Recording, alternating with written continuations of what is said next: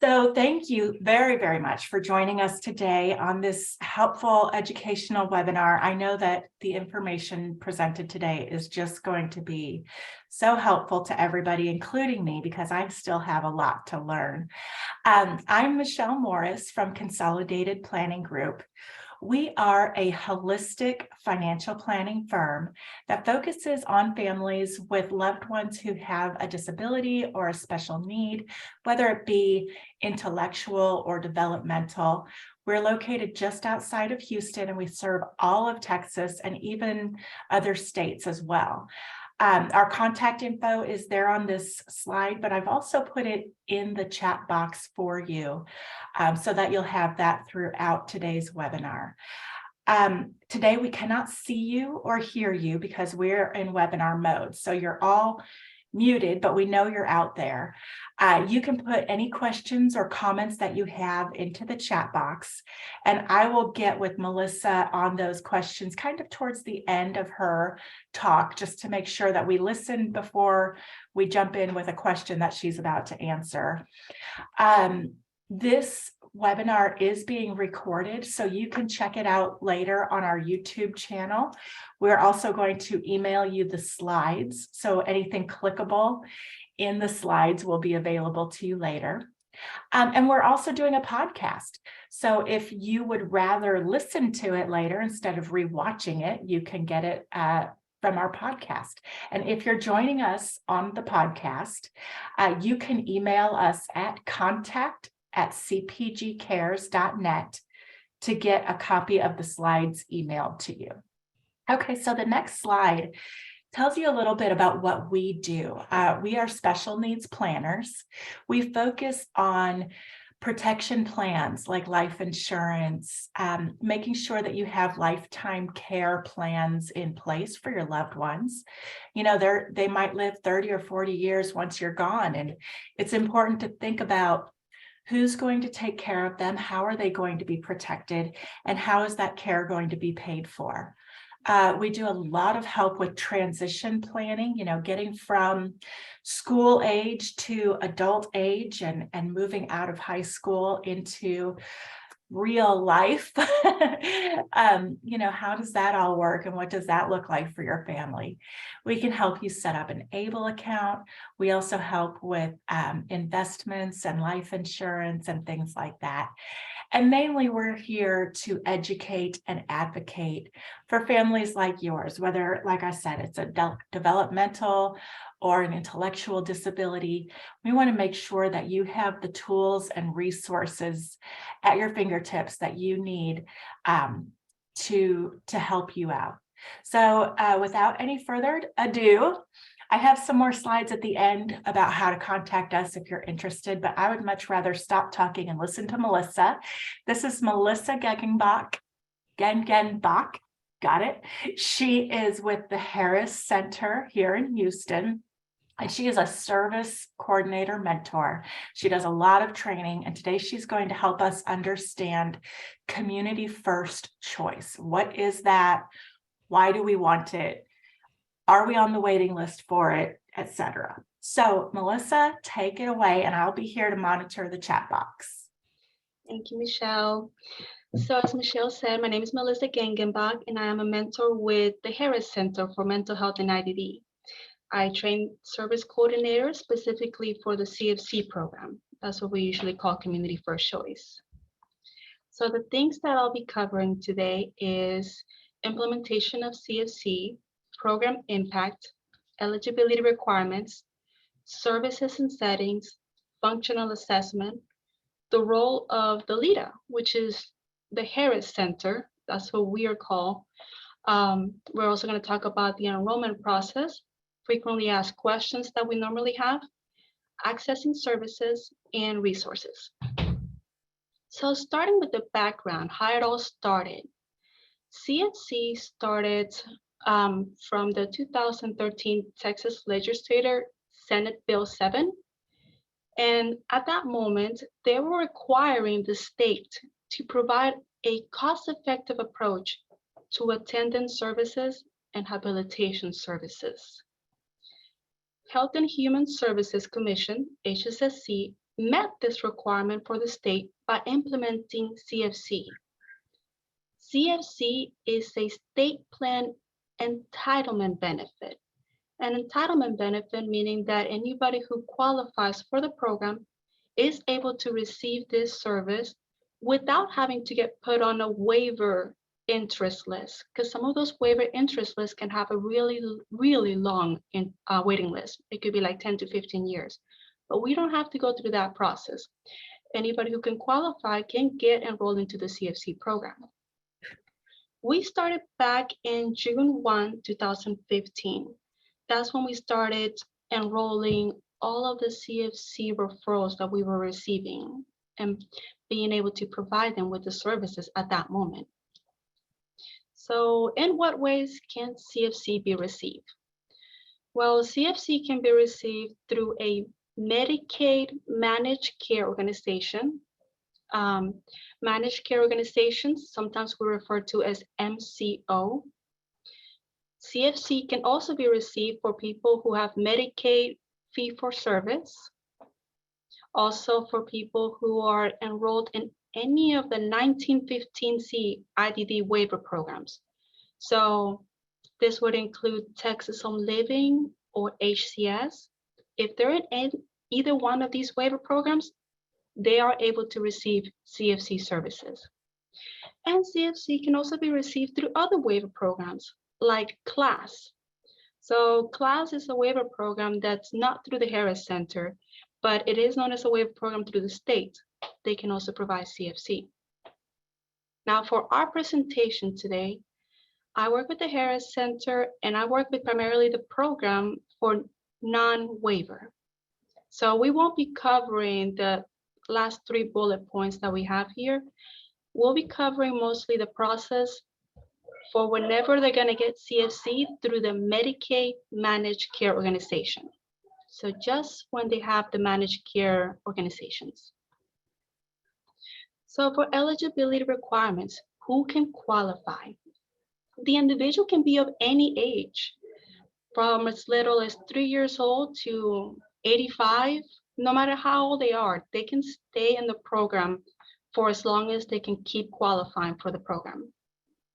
Another one of the eligibility requirements for CFC is that they have to be a Medicare recipient. Not just Medicaid, but specifically, they have to have a Medicaid MCO, a managed care organization. For example, United Healthcare or Amerigroup or Molina.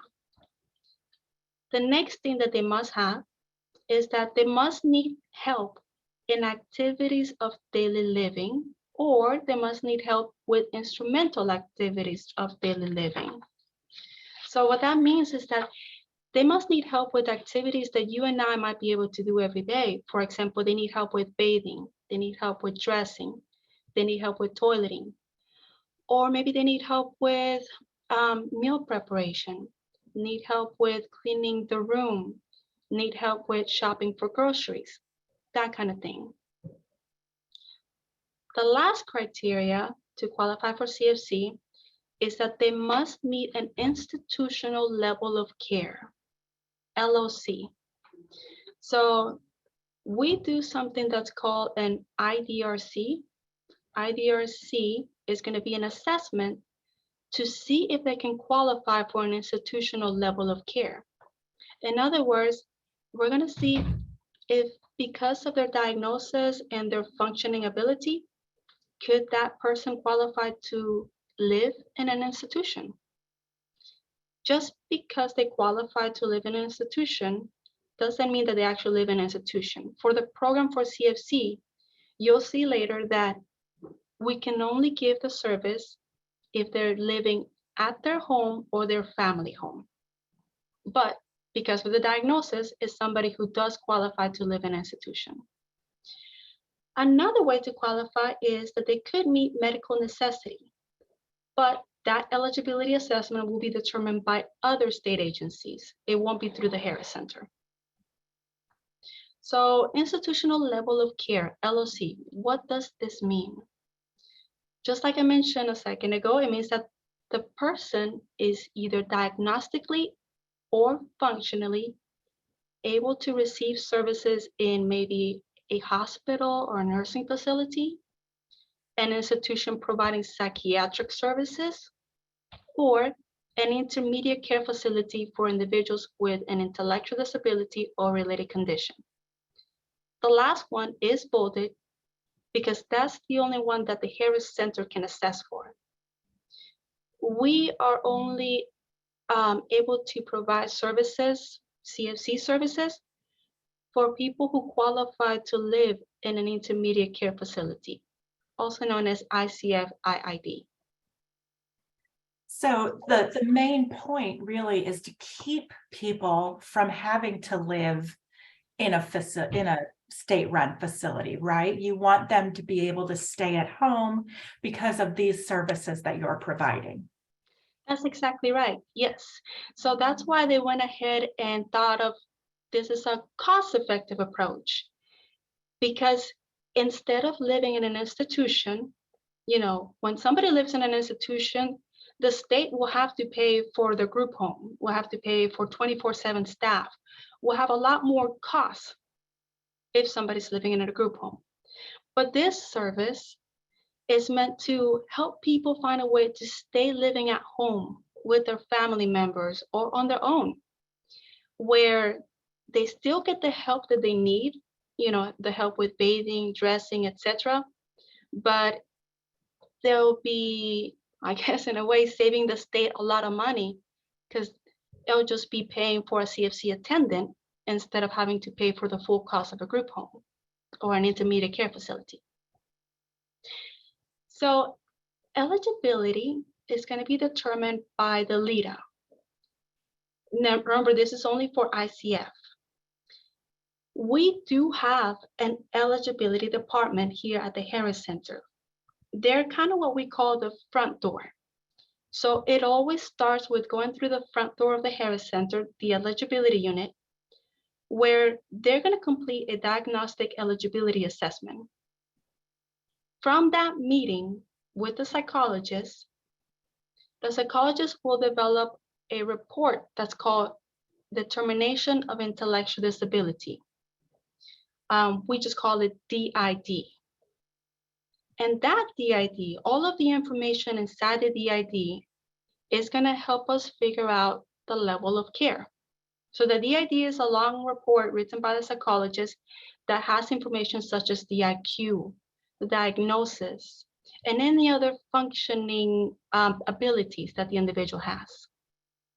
So all of this will lead to eventually figuring out what is the level of care to see if the person can qualify to get into the program or not.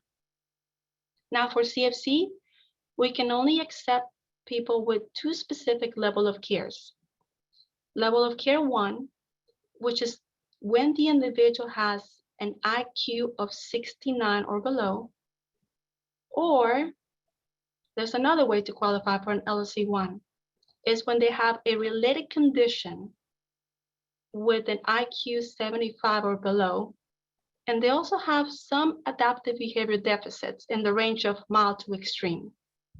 So it is a lot of information that is just being pulled from what the psychologist wrote on the report.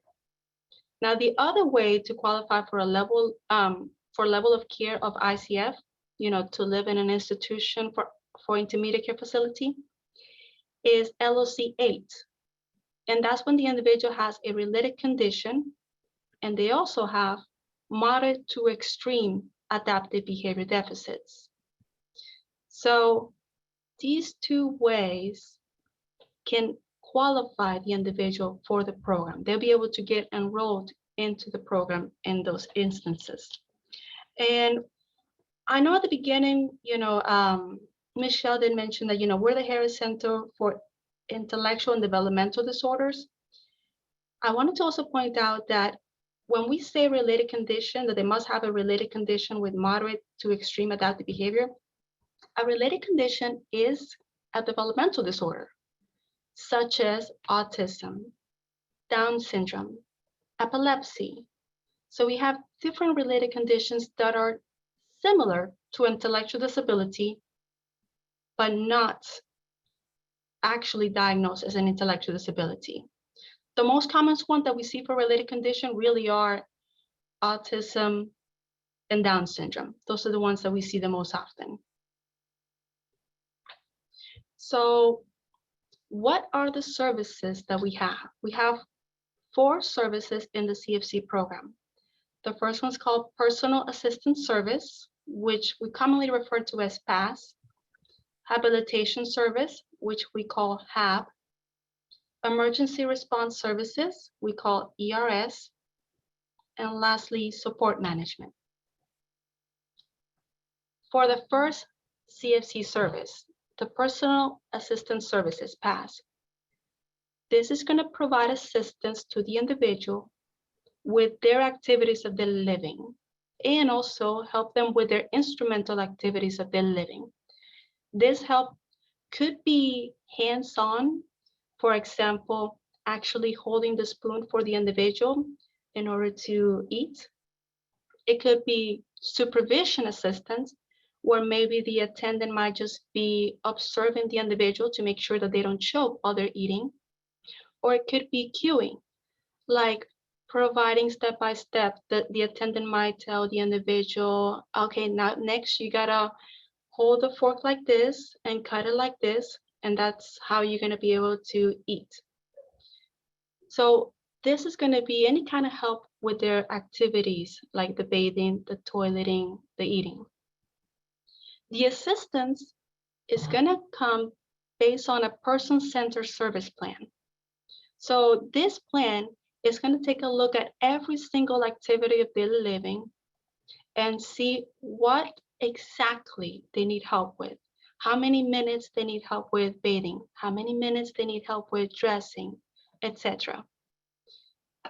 For PASS, we can also provide them with assistance with completing household chores, like cleaning the room or dusting, or any kind of chore that you and I might be able to do every day. PASS can also provide escort services, which basically are accompanying the individual to activities in the community. So they could accompany the individual to go to the doctor's appointment, or they could accompany the individual to go to the park, things like that. But when it comes to CFC, one thing that we have to remember is that CFC does not provide transportation. So the attendant will not get reimbursed for any time that is being spent transporting the individual. Lastly, when it comes to PASS, PASS can also be assistance with health-related tasks, tasks delegated by a registered nurse, health maintenance activities, or extension of therapy. For example, if they have a physical therapist who is assigning exercises to do, such as stretching the arm in a certain way, the attendant for CFC could spend time with the individual to work on those therapy exercises that they're needing to do from home. The second service, habilitation, this service is meant to help individuals acquire, maintain, and enhance skills to accomplish their activities of daily living. In other words, when it comes to HAB, it is about teaching the individual how to do the task rather than doing the task for them. So that means that the attendant will spend time teaching the individual how to get dressed on their own. They would teach them how to use the toilet by themselves. They would teach them how to be able to eat by themselves, those kind of things. And sometimes when it comes to habilitation, it could include a few components of PASS. Because when somebody is getting habilitation, for example, on how to prepare a meal, when the individual is learning how to prepare a meal, at the very end of the training, they also happen to have the meal that's right in front of them, ready to eat. So that's a little bit of the PASS with the HAB. The third service is Emergency Response Services, ERS. ERS is going to provide an electronic device that is worn by the individual, like maybe a watch or maybe a necklace, and that when this device is activated by the individual, it alerts a designated person that the individual is experiencing an emergency. You guys might have seen the commercials for Life Alert life alert commercial, help, I fall and I can't get up. It is pretty much like that, a device that they get to wear and press the button to just kind of alert that they're having an emergency. Now, this is not a very common service, though. This is extremely rare that we see for people with intellectual disabilities or related conditions have, because this is a service for people who would need a little bit of supervision, but for the most part, they either live alone, are alone for significant parts of the day, or do not have a regular caregiver for extended periods of time. So that means that the individual who gets ERS must be someone who actually spends a lot of time by themselves, at home alone in any kind of way. And then in that case, there is the need for having the ERS device. And the last CFC service is support management.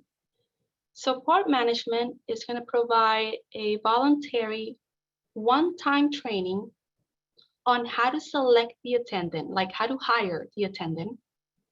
Also train them on how to manage the attendant and how to dismiss the attendant.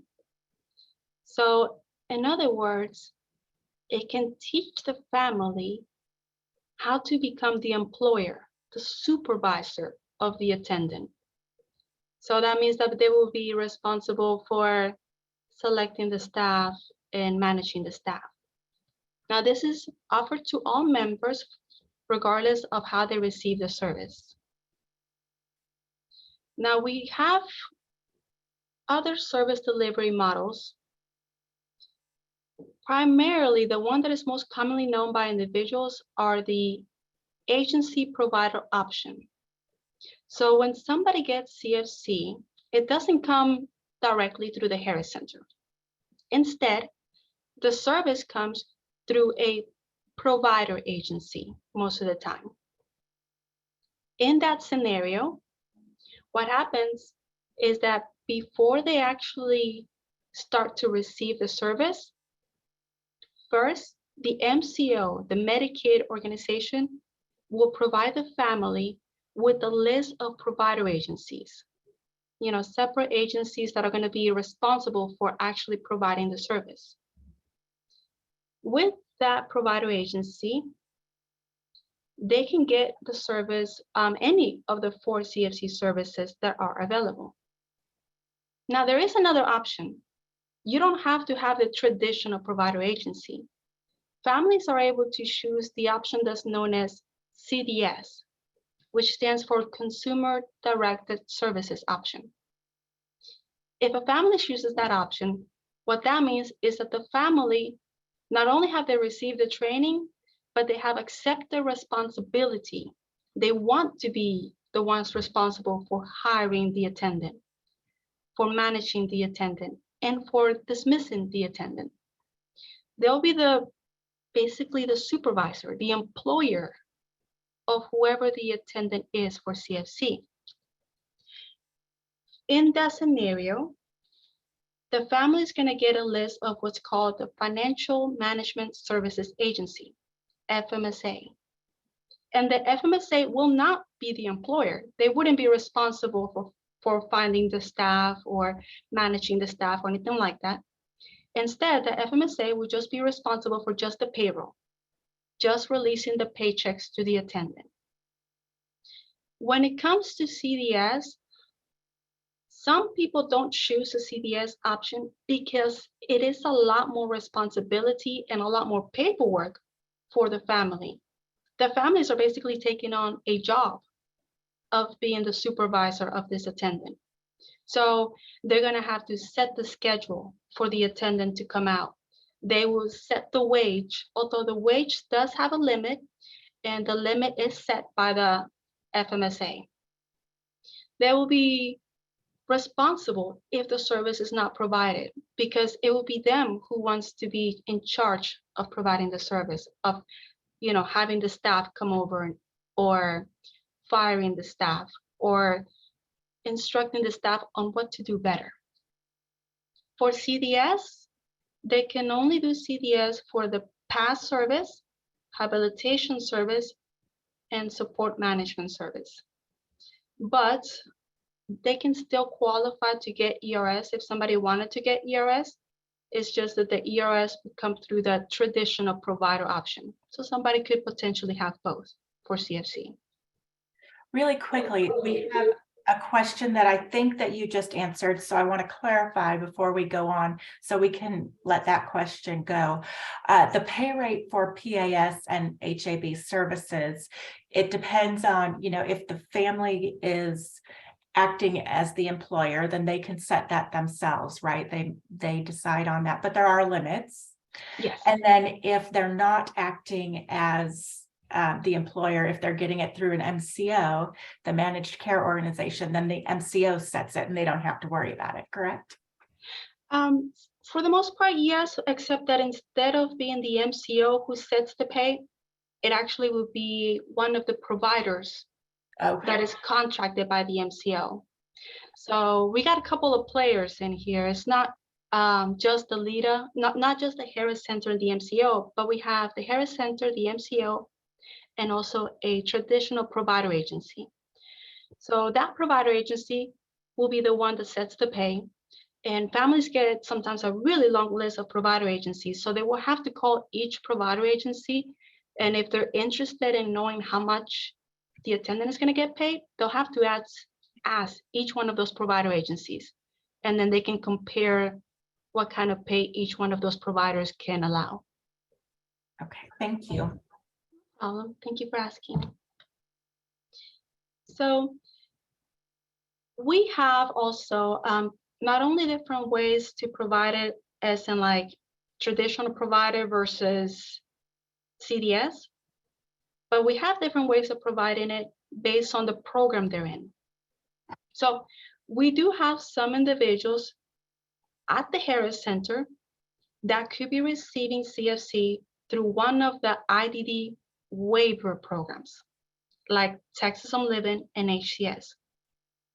So if somebody is getting CFC through the waiver program, the waiver provider is contracted by Health and Human Services. While on the other hand, if you look at the top section here, if you have an individual who's getting CFC through non-waiver, through the MCO, in that case, the provider agency is going to be contracted by the MCO. So the multiple parties is going to depend on what program you're in, whether it's going to be through the non-waiver or whether it's through the waiver. Also, for the next bullet point, the second bullet point on each one of these tables, it'll show you that the services, no matter whether you're getting the CFC through the MCO or whether you're getting the CFC through the waiver program, either way, you're still going to be able to choose a traditional provider agency, or you can choose the CDS option, the Consumer Directed Services option. For the third bullet point on each one of these, if you are receiving CFC through the MCO, then in that case, the Harris Center, the LIDA, will conduct the CFC assessment, the assessment to figure out how many hours they can get for the attendant to come out to the home. So we'll do that, but only if the individual is age 21 and over. So that's only for a certain age range. While on the other hand, if the individual is getting CFC through the waiver program, then the Harris Center will conduct the CFC assessment for everybody, no matter how old the individual is. And lastly, in regards to who's going to do the CFC assessment, I'm sorry, not do, forgive me.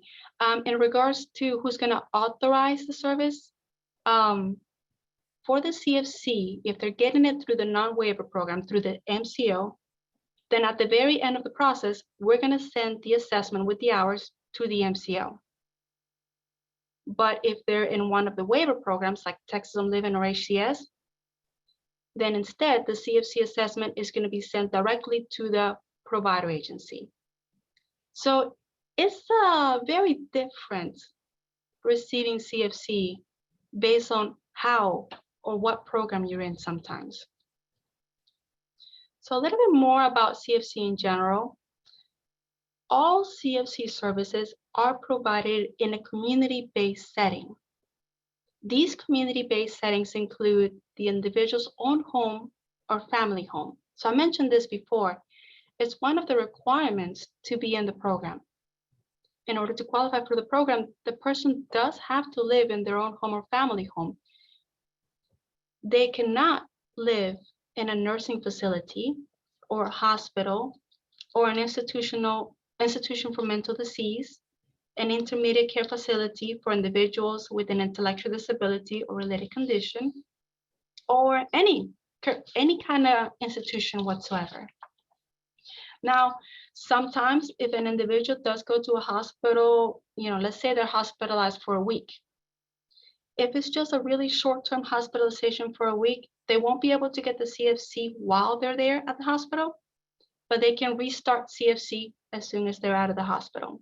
They can start it the very next day. So let's talk a little bit more about the CFC assessment of what this is and who completes it. All of the CFC assessments are going to be used to determine the level of assistance. So in other words, they're going to be completing an assessment to figure out how many hours they need help with bathing, help with dressing, help with toileting, and how many hours of training with bathing, dressing, toileting. This assessment is going to be done in a certain person way. A person-centered way is whenever we focus primarily on the individual who's getting the service. We focus on their strengths, their abilities, their preferences, what are their needs, what are their wants. Everything is going to be centered around the individual. So I did kind of talk a little bit how the CFC assessments can be completed by different entities or different organizations, and it depends on the individual's situation. So here we have a table for managed care plan. If they have Star Plus, which is a Medicaid type for individuals 21 and up, then in that case, the CFC assessment is going to be done by the Harris Center.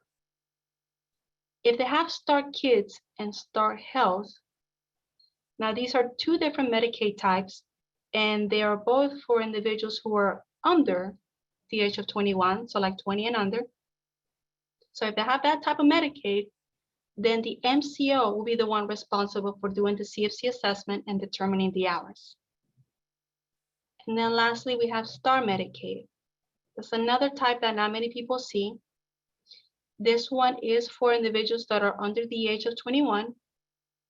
And if they have that type of Medicaid, the CFC assessment is going to be done by what's called DISHES.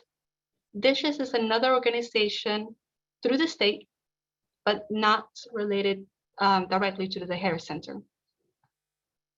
That's great. That was one of the questions that was asked. So thank you for covering that. I just want to remind everyone that we'll get to the bulk of the questions at the end of the presentation. We are recording this, and you will receive a link to the recording and the slides later today or early tomorrow. Okay, sorry to interrupt, Melissa. Please continue. No, it's okay. Thank you so much. You guys are having great questions, so that's good to hear. So what can be expected from the LIDA, from the Harris Center? You can expect us to conduct a DID, determination of intellectual disability, if necessary. So what we mean by if necessary, everybody has to have a DID, but the DIDs are gonna be good for 5 years. So that means that anybody in our CFC program has to get an update on the DID every 5 years. Also, the Harris Center will be responsible for completing what's known as the IDRC. The IDRC assessment, which is an assessment to see if this person is eligible for the program or not. We'll also be responsible for providing that DID and the IDRC to Health and Human Services Commission. So we'll provide that information to Health and Health and Human Services, because Health and Human Services are actually the ones that have the authorization to approve eligibility. We send the paperwork to them, but they're the ones that ultimately approve or deny eligibility into the program. And then whenever we find out the level of care to see if they qualify or not for the program, we are responsible for sending that information to the MCO or to DISHES, so that way they can be aware of whether this person qualifies for the program or not. So other things that we're responsible for, it's going to depend on the age. When it comes to individuals that are under 21, we'll provide the family with the LOC results. If they're 21 and over, we'll develop a CFC assessment for anybody who already has a DID and an approved level of care. For under 21, we're going to be responsible for following up with the family and with the individual to make sure that at least the MCO, maybe Texas Children's Star Kids or AmeriGroup Star Kids, we want to make sure that they have at least made contact with the family to complete the assessment. Because remember, when it comes to minors, the Harris Center doesn't complete the CFC assessment, but we'll follow up with the MCO to make sure that they've done it, or that they have at least scheduled the CFC assessment. If they're 21 and over, we'll be responsible for collaborating with the MCO, working together with the MCO on the CFC assessment that we're proposing, that will have all of the hours for the services.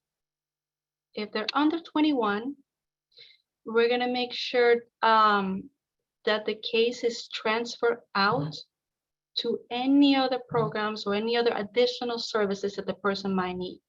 Because the Harris Center does have other programs, like for example, we have a program called General Revenue, and we can refer people to the General Revenue program if they're needing any of those services. Now, if they're 21 and over, we actually will keep the case open for the whole entire year and do case management as needed, which usually tends to be case management at least once a month. As you're going through these ages, we do have a quick question specifically related to age. If they're 20 when they first qualify, do they need to retest at 21 or can they just keep going? So at the age of 21, like the month that they turn 21, at that moment, they're going to have to do the process to transfer into Star Plus and to transfer into CFC through Star Plus. So they do have to go through the whole entire process. The hours might be different. You know, they might have been getting, let's say, 20 hours of CFC services when they were 20. But then when they turn 21, they might be getting 15 hours according to the CFC assessment that was done by the Harris Center. So it's not starting all over from the beginning, but they do have to, in the month that they turn 21, kind of go through the different process that is required of people that are 21 and over. Okay, thank you. Thank you.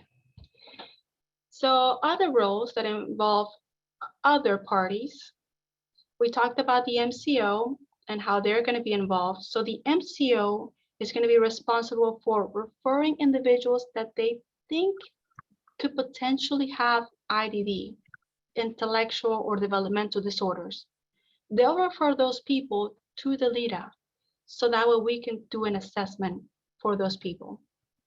The MCO is also responsible for maintaining a network of providers. So each MCO has their own list of providers that they can contract with.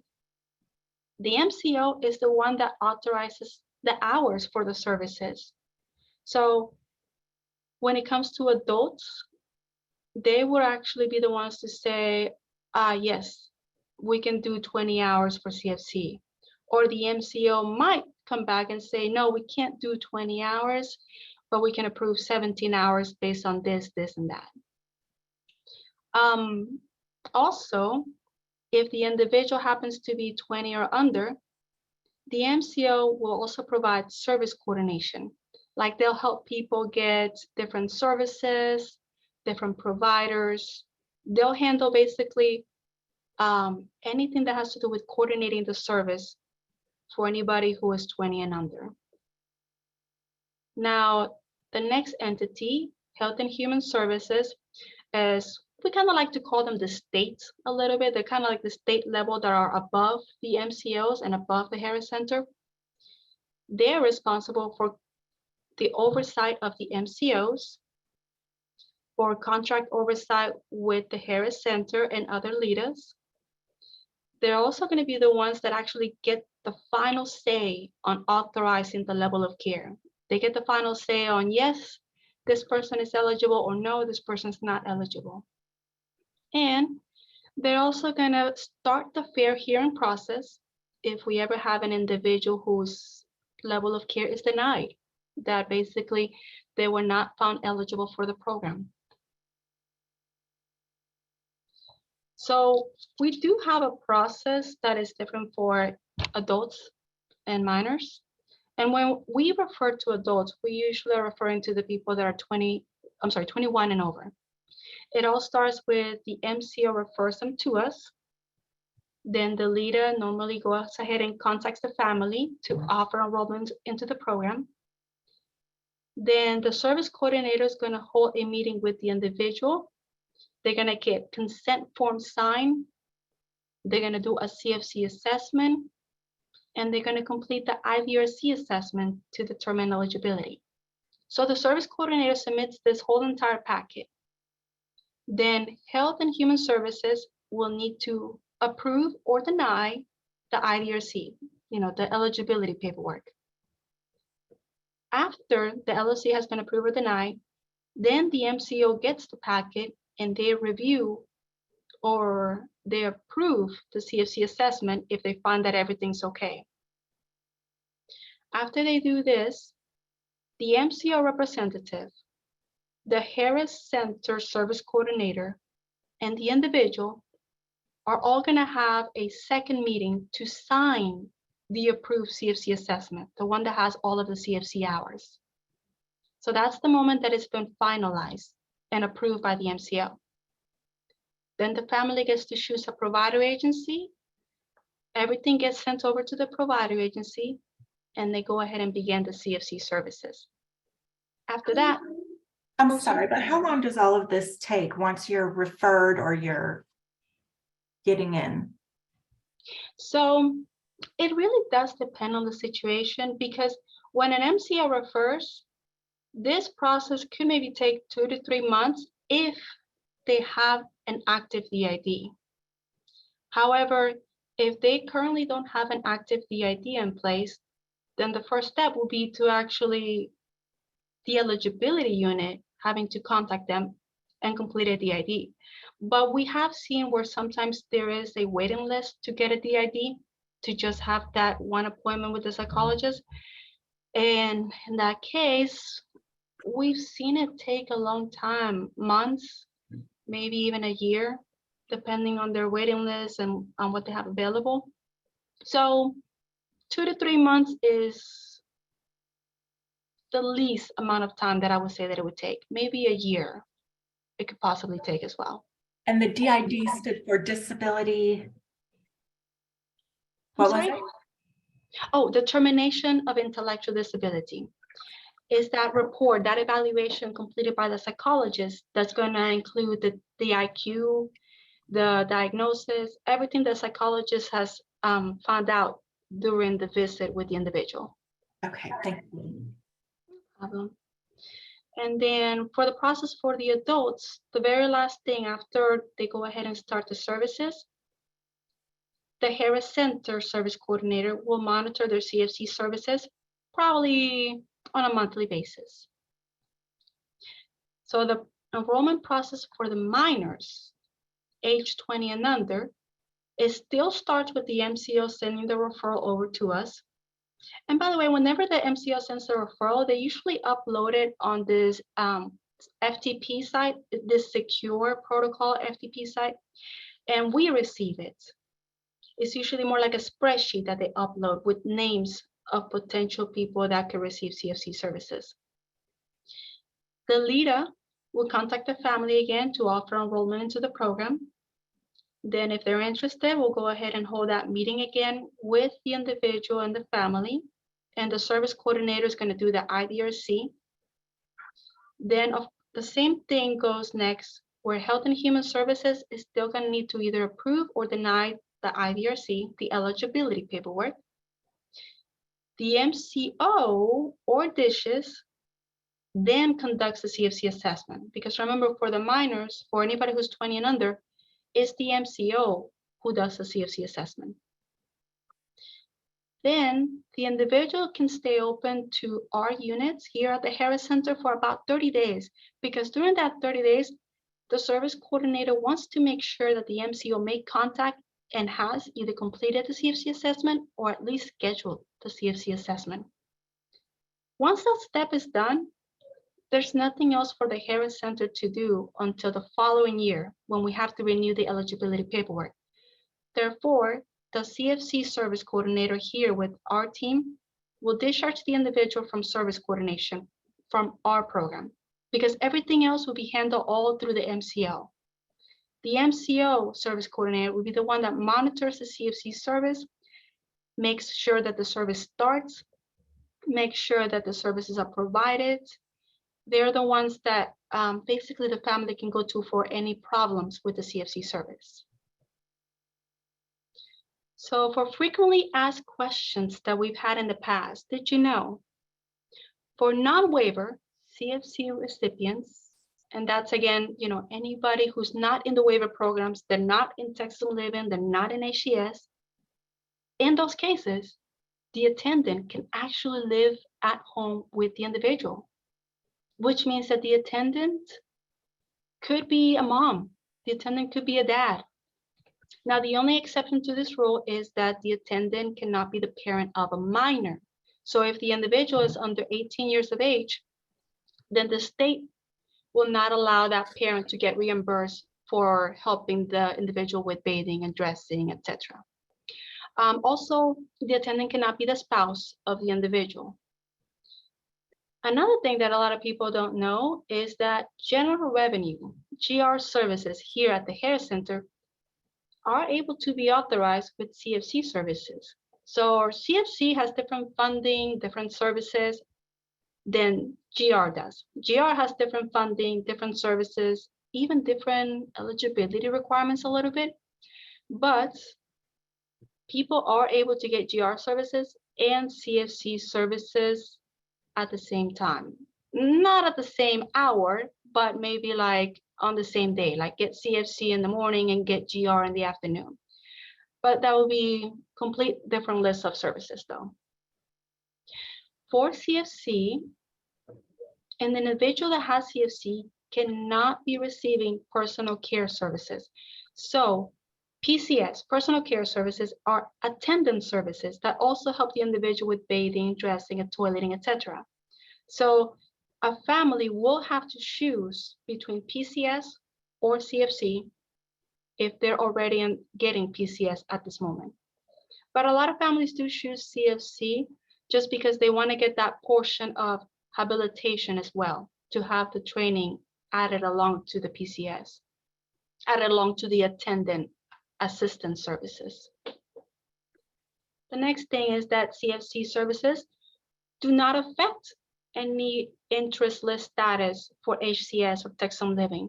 So they can be in CFC and they will stay on the exact same spot when it comes to receiving HCS or Texas Living in the future. Also, CFC can continue to be provided once they're enrolled in HCS or Texas Living, those waiver programs. The CFC plan benefit offers a great option for people with disabilities while they wait for the big interest list programs, while they wait for Texas Living or HCS. Because Texas Living or HCS are those big waiver programs that has a lot of services. We're kind of like the appetizer. We're just giving you a little bit until eventually that person can be provided one of those big slots, one of those Texas Home Living waiver programs, or HCS, or CLASS, or any of those other big programs that they have out there. And remember that CFC is an entitlement program, so the services can be requested at any time. So if an individual enrolls into CFC and they don't want to get the service at all anymore because they're going to have somebody else, I don't know, we'll say that dad is at home all the time and dad wants to just be the one to just help the individual. If they change their mind in the future, like 7 months down the road, they can go ahead and request for CFC services again 7 months down the road, and we can go ahead and open them back up again. For accessing the services, well, remember we said that the process normally starts with getting a referral from the MCO. So if you're interested in CFC, you can contact your MCO organization. We have here the telephone numbers. There's telephone number for United Healthcare Star Plus, and also they have United Healthcare Star Kids, it's the same phone number.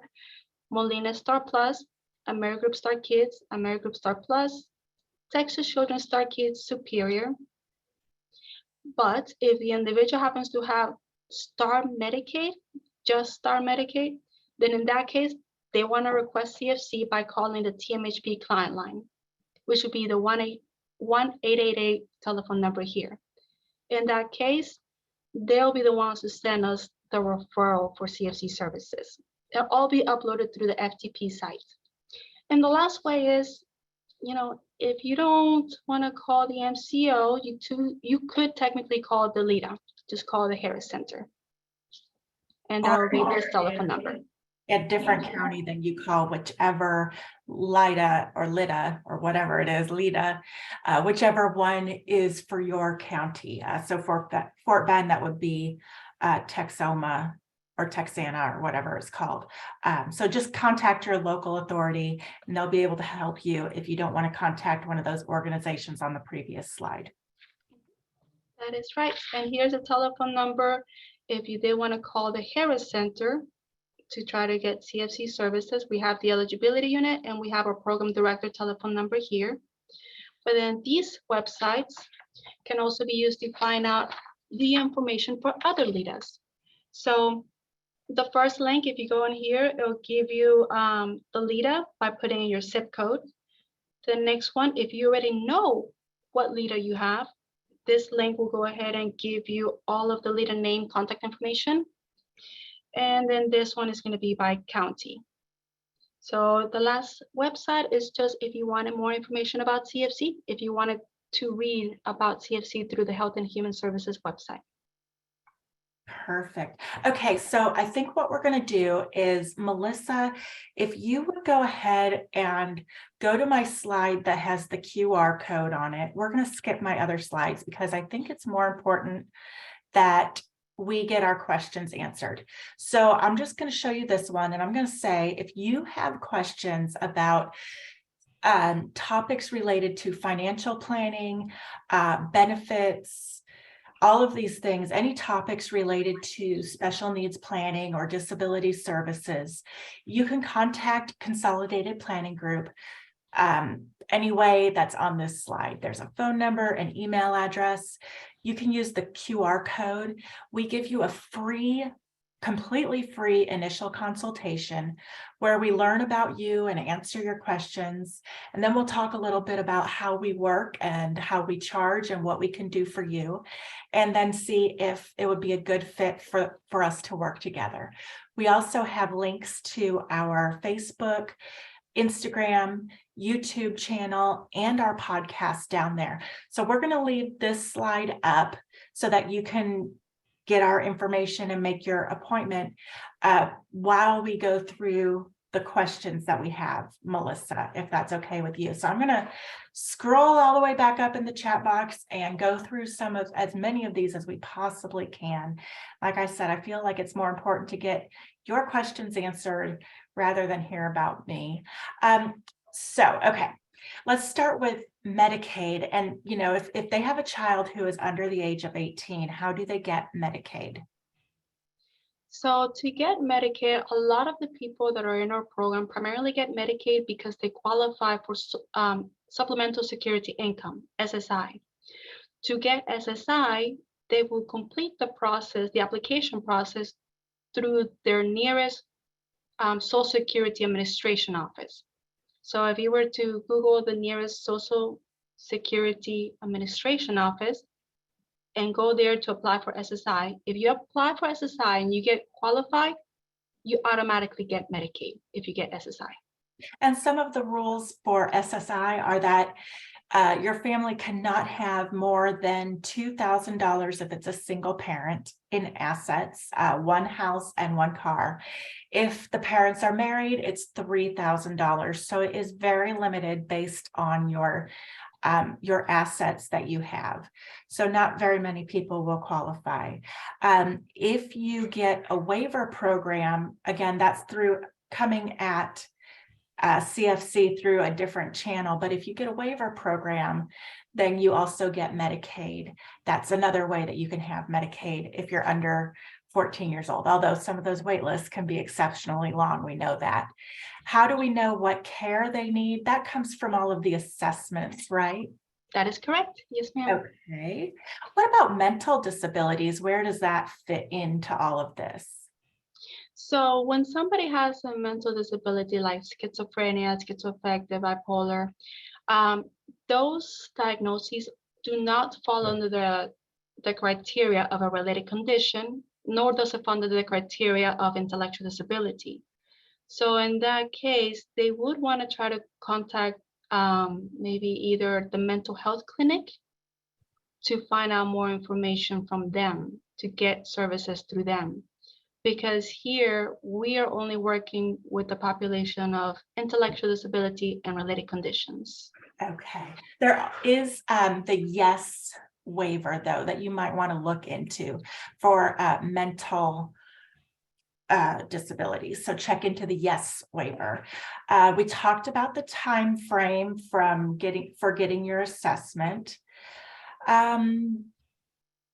And you said that this is for intellectual disability. So if they have an IQ under 47, they're definitely going to be approved, right? Correct. Yes. Did we talk about who makes the person-centered service plan? Yes, the plan is going to be based on how old they are. If they are 21 and over, the plan is going to be done by the Harris Center or the LEDA, whatever LEDA that is. If they're 20 and under, then the plan is going to be developed by the MCO, by that Medicaid organization. Okay. So you just need to call and ask about CFC, call your LIDA or call those other CMO organizations.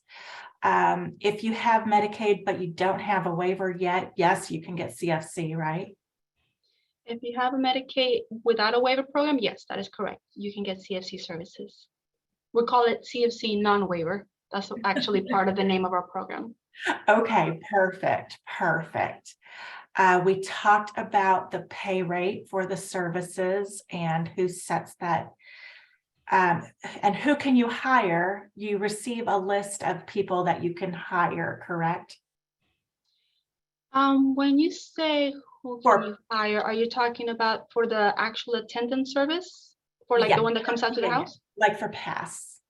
So you could potentially ask the provider agency, whatever provider agency, to choose one for you, to choose an attendant for you or find an attendant for you. Or if you wanted to, you are able to choose your own person. It could be a grandmother, it could be a neighbor, it could be sometimes even the mom if the individual is 18 and over.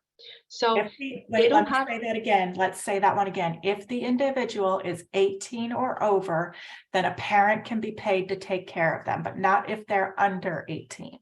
Exactly. Yes, ma'am. So it doesn't have to be someone with a special skills or a special degree. The attendant can be somebody who doesn't have any special education. As long as they maybe graduated high school, they'll be able to get hired. And of course, there will be a background check to make sure there's no felonies or things like that. But anybody can be hired, really. Okay. What if the parent does have a felony? They might not be able to. Sorry. Okay. Okay. Let's see. It's not automatic, right? You have to call to be enrolled in CFC. You have to call either the places that we talked about.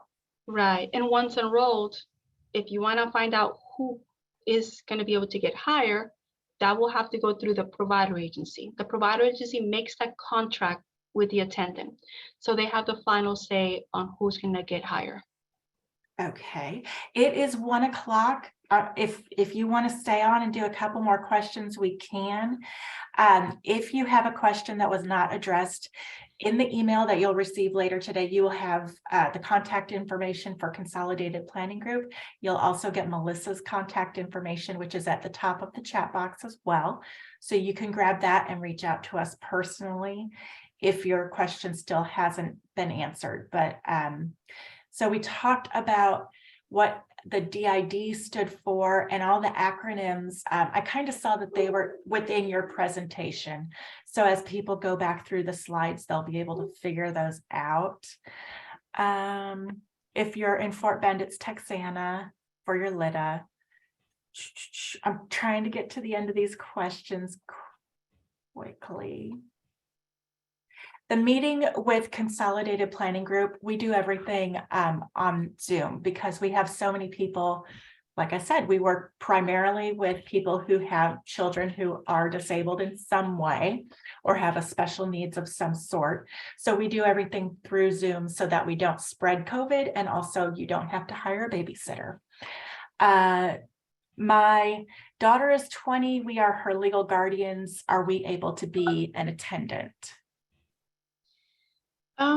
Yes, you can be the attendant for somebody who is 20 years old. Now, this is based on what I've seen, based on experience, but the final say will still come from the MCO and from the provider agency. So if that specific MCO or that specific provider agency has the rule that they won't allow it, they're the ones with the final say. But you're always welcome to see about another MCO or provider agency. There's only one exception. You won't be able to do CDS, the CDS option, whenever the family member becomes the employer, because then it will be, Yeah, well, that would be well, conflict I'm so of sorry, interest. actually, forgive me. You Oh. can't be the guardian and the attendant on CDS. If you have the CDS option, you can have the guardian be the attendant also. Okay. Okay. And then do they give you training to be the care provider? The training technically will come from the provider agency, or if they have CDS, it will come from the family member, the family who has chosen to be the employer. The training is not very in-depth, to be honest with you. So from what I've seen, I don't think it's a very in-depth training. I would ask the provider agency, whenever you choose a provider agency, have that one is the questions on whether they provide training for their attendants, for their caregivers. Okay. Fantastic. Thank you all so much for being here with us today and sticking with us this long. I know we went over time, but I just think this was such a valuable talk today. You can reach out, like I said, to either one of us if you have questions. We're going to have to wrap it up. Thank you so much, Melissa, for helping us with all of this great information. And I hope that we'll get to hear from you again soon. Thank you for having me, and thank you, everyone. Y'all have a good day. Bye-bye. Bye.